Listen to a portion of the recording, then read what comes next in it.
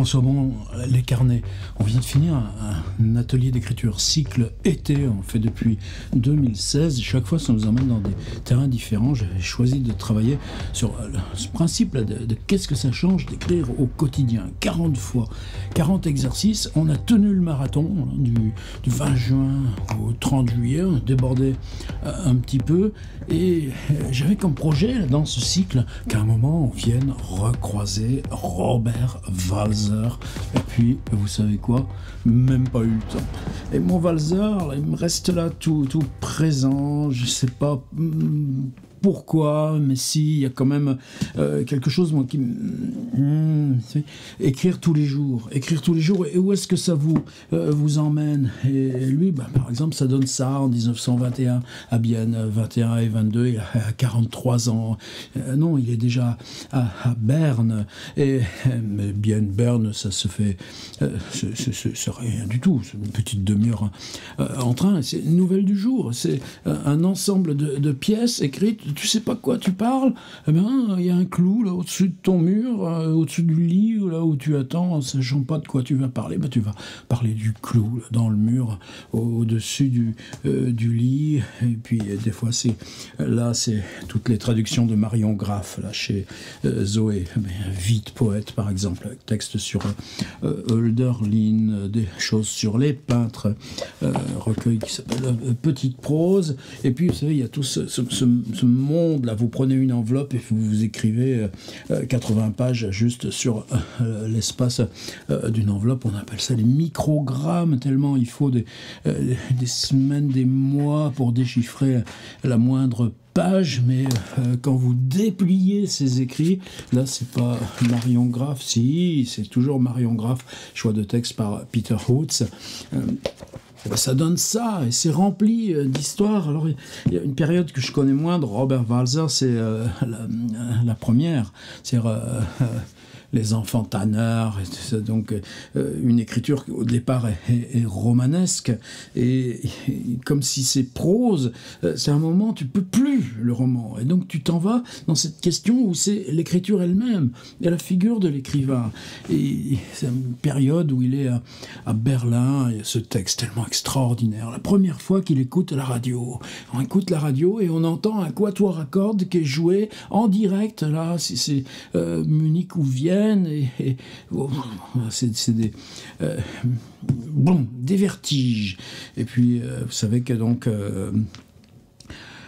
en 1930 ou par là, il a encore 26 ans à vivre, mais c'est l'enfermement psychiatrique, 26 ans de silence jusqu'au moment où on aura ces traces de pas dans la neige, et puis cette silhouette couchée au bout, 56 et 22, 68 ans, dont 26 internés. Et pourtant, c'est cette santé là, je me suis dit, tiens, là en ce moment, petit pont comme ça, il a un autre ami suisse justement de Genève, Boris Dunant. J'aime énormément son travail, parce que sur Patreon il est toujours à réfléchir sur comment ça se passe là, sa fabrique de films, ses choix entre images fixes, images filmées, et là il y avait un petit truc qu'il envoie pour ses abonnés Patreon, pas se demander le sens de ce qu'on fait.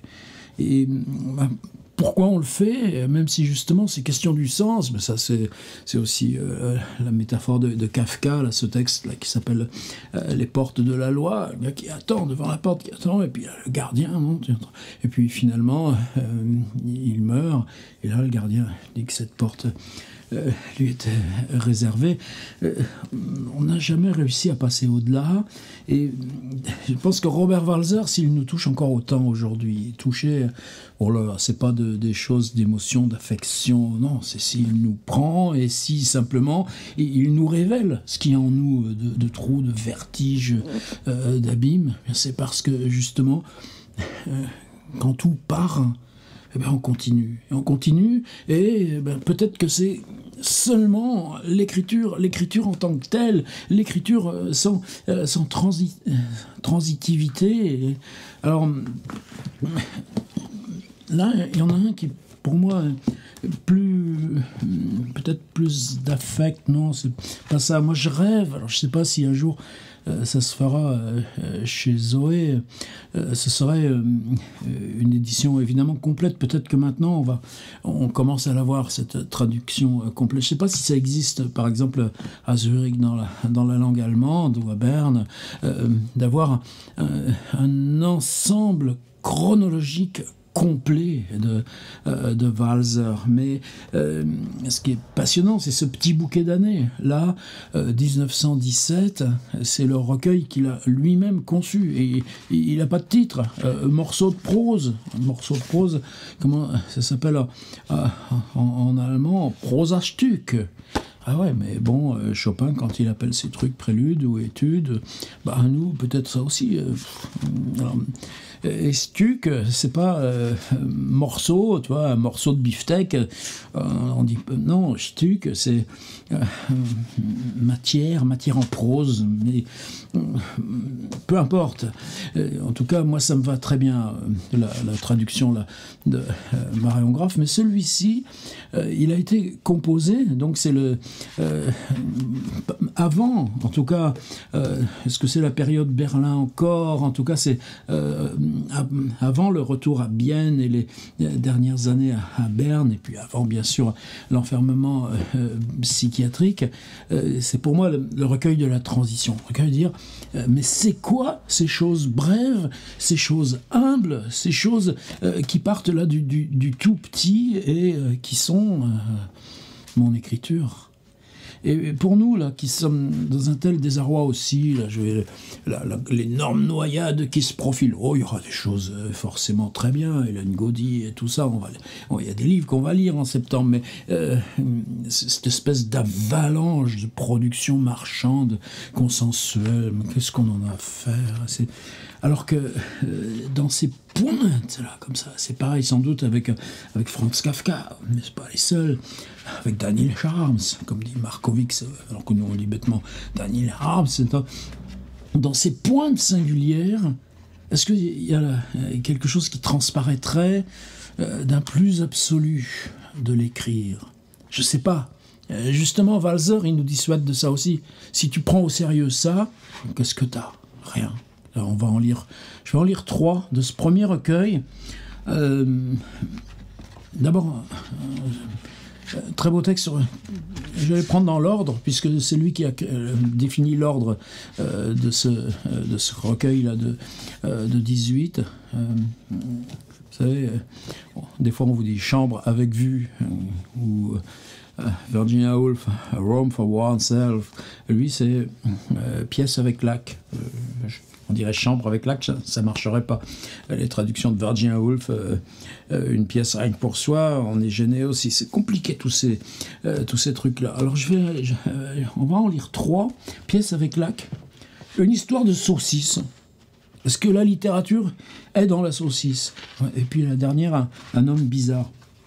Mais là, moi, je vais aussi faire une petite coupure, là, un an, qui est quand même c'est dingue, cette énergie que ça nous demande, ces trucs-là de publication, de s'engouffrer, de chercher là,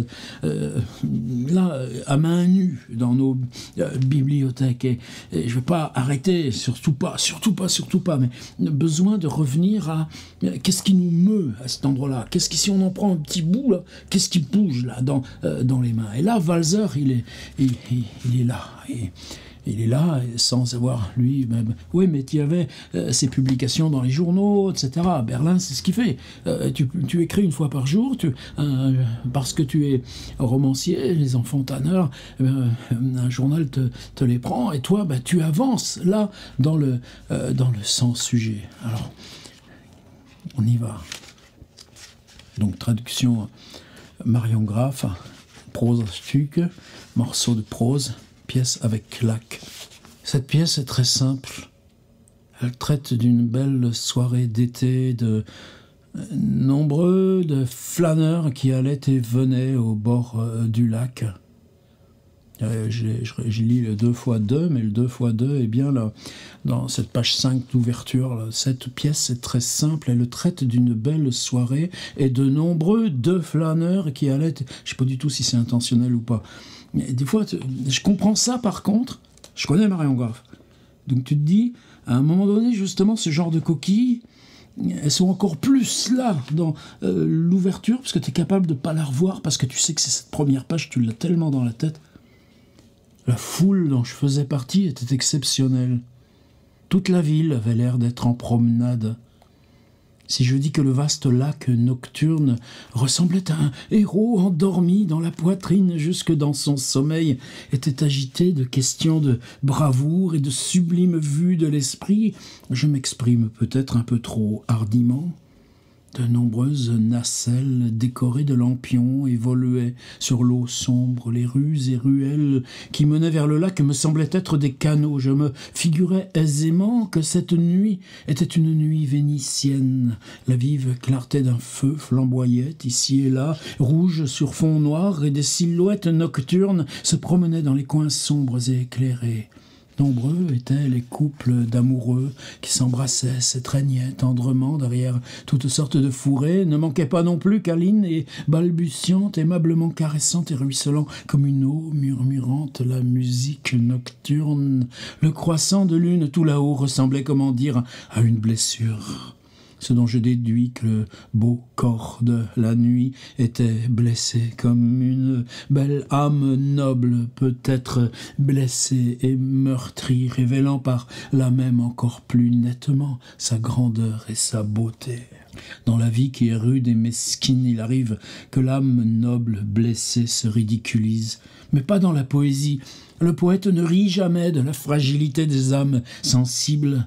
Comme je franchissais un pont voûté, j'entendis monter de l'eau une voix merveilleuse. C'était une jeune fille en robe claire assise dans une gondole qui passait avec un autre promeneur. Peut-être que la voix douce intéressait également. Nous nous sommes accoudés au parapet pour écouter avec une attention intense le chant ravissant qui résonnait chaud et clair dans le cirque ou la salle de concert que formait la nuit caressante. Nous étions 2 ou 3 là, tendant l'oreille, nous nous sommes avoués que jamais nous n'avions entendu chanter aussi bien, et nous nous sommes dit que si le chant de l'aimable chanteuse qui passait là, glissant dans la barque presque invisible, était grand, c'était moins une question d'art et de métier que l'effet plutôt d'une prodigieuse tension de l'âme et la ferveur d'un cœur noble et aimant. Nous nous disions encore, c'est-à-dire que l'idée nous passa par la tête que peut-être, très certainement même, la jeune chanteuse, dans la barque sombre, rougissait comme braise de l'audace et de la générosité sublime de son chant et de sa propre capacité de se griser et de s'exalter, et que sa jeune joue charmante, heureuse et douce, brûlait de confusion devant la liberté et l'enthousiasme du céleste épanchement musical. Le lit devint semblable au palais d'un roi, s'épanouit jusqu'à atteindre une taille fabuleuse, en sorte que l'on croyait voir passer des princes et des princesses montés sur des chevaux, magnifiquement harnachés, dansant, galopant. Tout devint vie mélodieuse, beauté mélodieuse. Le monde entier parut être la gentillesse en personne. Il n'y avait plus rien à redire à la vie, ni à l'existence humaine.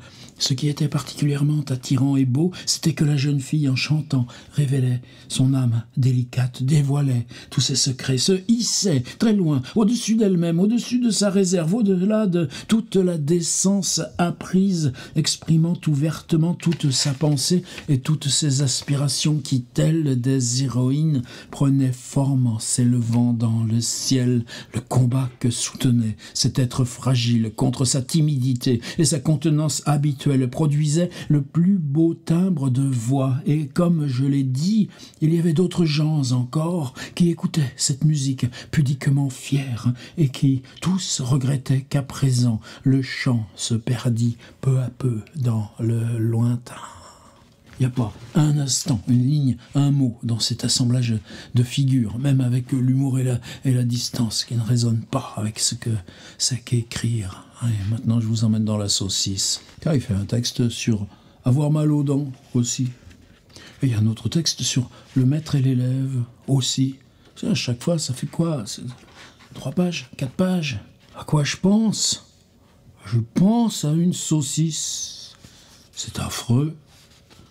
Jeunes gens, hommes qui servaient l'État, vous en qui l'État place son espoir, prenez soin de m'examiner, de considérer en moi un horrifique exemple, car je suis tombé bien bas, je n'arrive pas à m'arracher à la pensée que j'avais tout à l'heure, une saucisse qui est perdue pour toujours à présent.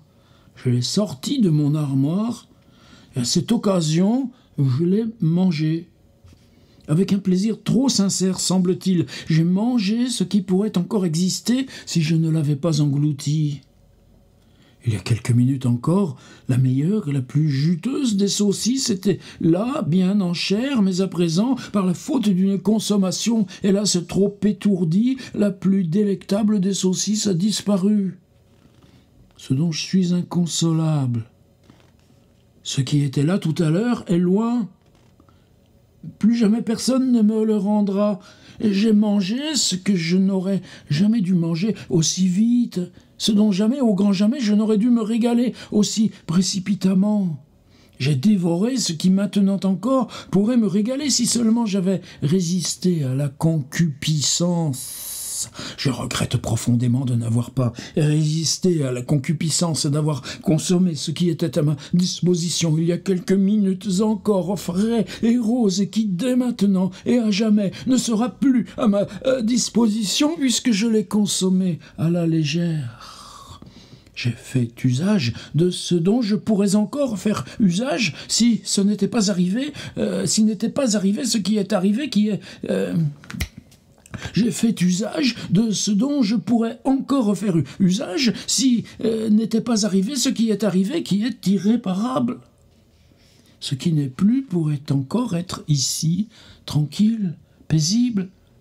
Et ce qui est irrémédiablement perdu pourrait éveiller mon appétit, mais ce qui éveillait l'appétit n'est plus. Je le déplore sincèrement, tout en sachant que toutes ces lamentations ne servent pas à grand-chose, même à rien du tout.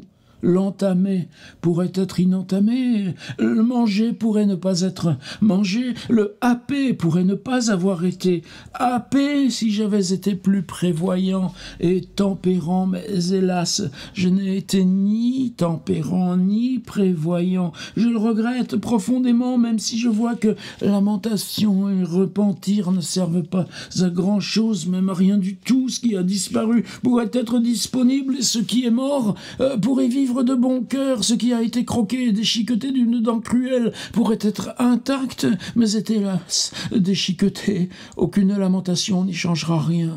Ce qui n'est plus utilisable pourrait rendre les meilleurs services, et ce qui est loin et absent pourrait encore me combler de sa présence, si seulement je n'avais pas commis cette chose lamentable que je n'ai que trop de raisons de regretter, hélas. Ce qui est, comme je l'ai dit, absent n'aurait pas, comme je l'ai dit, eu besoin de disparaître sitôt si j'avais su mieux résister, si j'avais été plus fort, si j'avais renoncé à mes mauvais penchants. Désir coupable, vous m'avez volé ma saucisse. J'ai dégusté ce qui serait encore une nourriture que je pourrais déguster si je m'étais abstenu de le déguster, de m'en délecter, ce dont, je l'ai dit plusieurs fois, je suis inconsolable, je ne peux que le répéter encore, toujours. J'ai pris une gifle pour avoir goûté à une nourriture trop exquise, laquelle à présent a été dégustée, goûtée tout entière, du moment que j'ai été intempérant, ce dont je me repens. Le repentir ne sert à rien. Il aggrave la perte de la saucisse au lieu de la diminuer. Je vais donc essayer d'éviter le repentir. Ce qui est très difficile de toute façon, parce que la raison d'être repentant est grande et considérable. j'ai subi une défaite pour n'avoir pas mis de côté ce que j'aurais absolument dû garder pour plus tard, ce dont j'aurais dû prendre soin alors que je n'en ai pas pris soin. Hélas, encore que je puisse à peine le croire, puisque j'ai toujours cru que j'étais fort et capable de résister. En quoi je me trompais, semble-t-il, et ce qui me fait mal, encore que, comme je l'ai dit, le repentir ne serve à rien, apparemment. Oh, cette saucisse, je le jure, c'était une splendeur. Elle était merveilleusement fumée. Elle était lardée de délicieux morceaux de lard. Elle avait une longueur tout à fait respectable, appétissante. Quel parfum elle avait, si suave, si enivrant. Quelle couleur elle avait, si rose, si tendre, et comme elle craqua au moment où je mordis dedans. J'ai encore dans l'oreille ce craquement, et comme elle était juteuse de ma vie, je n'ai rien mangé de plus juteux, et cela juteuse et délectable pourrait être juteuse et délectable encore à présent, et cela rose et tendre pourrait être rose et tendre encore à présent, et cela parfumé, parfumé encore à présent, et cela délicieux et appétissant encore à présent, et cela long et rond, rond et long encore à présent, et cela fumé, fumé encore à présent, et cela lardé de lard encore à présent. Si seulement j'avais eu de la patience. Encore maintenant, je pourrais l'entendre craquer si je ne l'avais pas déjà fait craquer. Et encore maintenant, il y aurait à mordre dans ce que trop vite, hélas, j'ai croqué. Éloge de la bratwurst ou éloge du geste littéraire. La troisième, la dernière, un homme bizarre. Et je crois que je ne vais pas m'arrêter là. Là, il y a trop dans ces bouquins. On ne va pas se faire une spéciale Robert Walser, mais on pourrait, tiens, pourquoi pas. Parce que c'est un sacré entraînement pour de lire. J'ai jamais fait de rapprochement, par exemple, entre Walser et Rabelais. Et pourtant, la façon dont le concret brûle du dedans la rhétorique à mesure qu'on avance dans les figures du récit, pour moi, c'est Rabelais, qui est derrière Walser, hop là, se débarrassant du roman pour avancer là, dans l'infini des morceaux de prose archtuque. Alors, on va lire une troisième, et je crois que là, justement, on est dans le premier recueil des nouvelles composées directement par lui, étant entendu que, par exemple, dans ce qui a été nommé le territoire du crayon, là, le déchiffrement d'une partie des microgrammes de Walser, on aurait justement le posthume, l'inédit, et que, tu vois, il faut bien qu'on continue. Mais on va rester dans celui de 1917, il a quand même 39 ans. Quel courage! Un homme bizarre. Et vous savez comment s'appelle le dernier du livre? Je n'ai rien. Ich habe nichts. La dernière phrase, il se coucha dans l'herbe, non loin de la route, pour pleurer à satiété. Ah, mais quel sot garçon! Un homme bizarre, Schwendimann. Il était une fois un homme bizarre. Oh là, oh là! Mais et quel genre d'homme bizarre? Quel était son âge?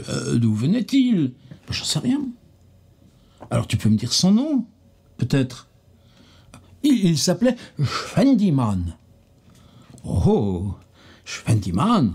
Bien, très bien, ça goûte. Bah, vas-y, s'il te plaît. Raconte-nous un peu. Que voulait donc ce Schwendimann? Qu'est-ce qu'il voulait? Lui-même ne le savait pas trop au juste.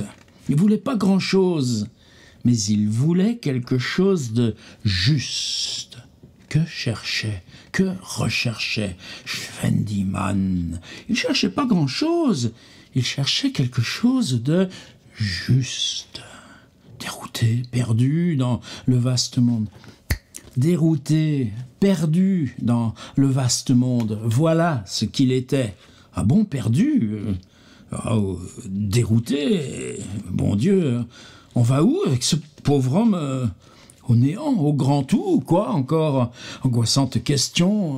Tous les gens lui jetaient des regards interrogateurs, et lui regardait les gens de même, aussi craintif, si pitoyable.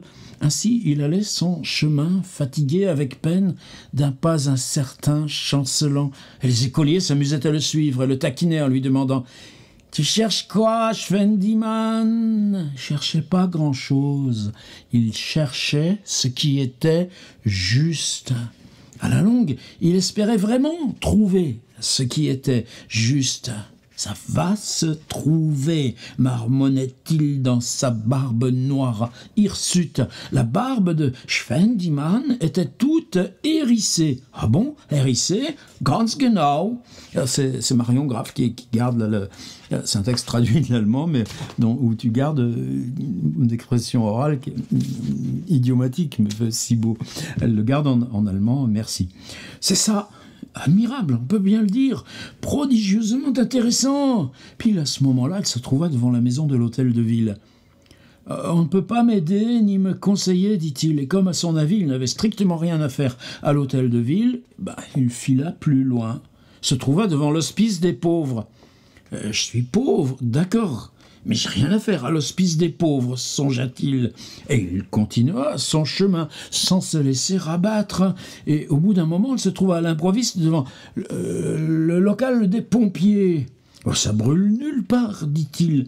Et il continua, de mauvaise humeur. Quelque part encore, le voici devant le Mont-de-Piété. Ah, Dieu sait que j'ai rien au monde à mettre en gage. Et un peu plus loin, devant les bains publics. Mais j'ai pas besoin de me baigner. Quelques instants plus tard, comme il passait devant l'école, il dit « Le temps où j'allais à l'école est passé. » Il continua, un peu déçu, tout en hochant sa tête bizarre.